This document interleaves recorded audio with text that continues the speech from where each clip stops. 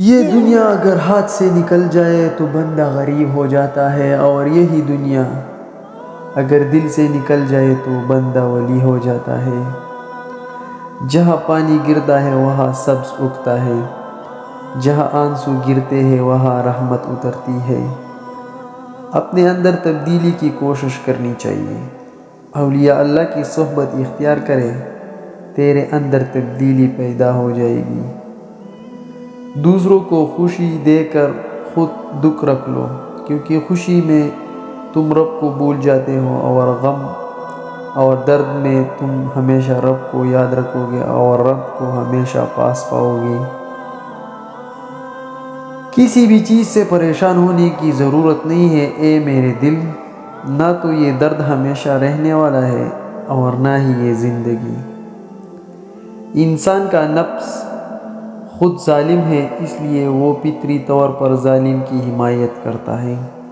ہاں، اگر انسان اپنے نفس کا سر قلم کر دے تو وہ ظالم اور مظلوم میں امتیاز کر سکتا ہے۔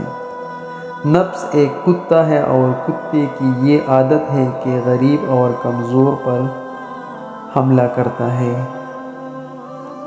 اللہ تعالیٰ جب کسی بندے سے ناراض ہوتا ہے تو اسے پاکیزہ لوگوں کی عیبجوئی میں مشغول کر دیتا ہے۔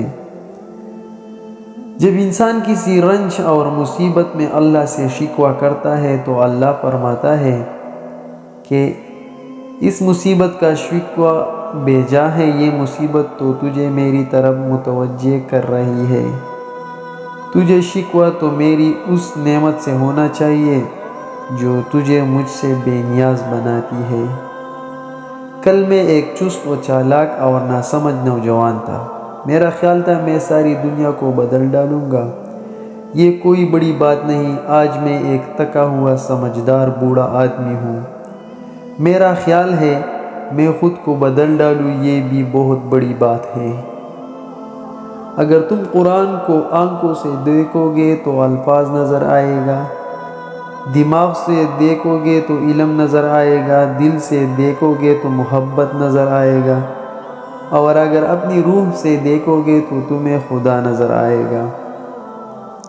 اپنے دل پر لگے زخموں کو نظر انداز مت کرو، بلکہ ان کو محسوس کرو، کیونکہ یہی تو وہ جگہ ہے جہاں سے روشنی تمہارے اندر داخل ہوتی ہے۔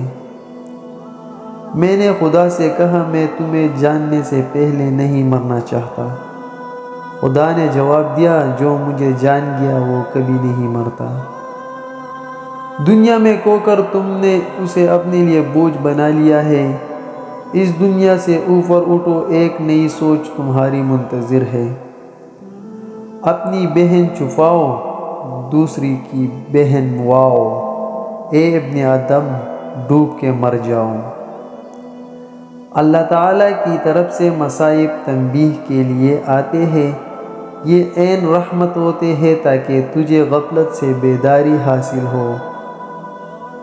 یوسف علیہ السلام جانتے تھے سارے دروازے بند ہیں، پھر بھی بند دروازے کی طرف دوڑ پڑے تھے، اور خدا نے ایک ایک کر کے دروازے کھول دیے۔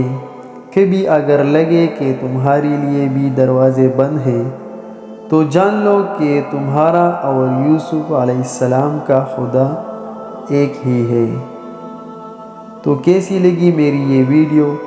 اگر اچھی لگی ہے تو کمنٹ میں ماشاءاللہ سبحان اللہ اور لائک ضرور دینا۔ شکریہ۔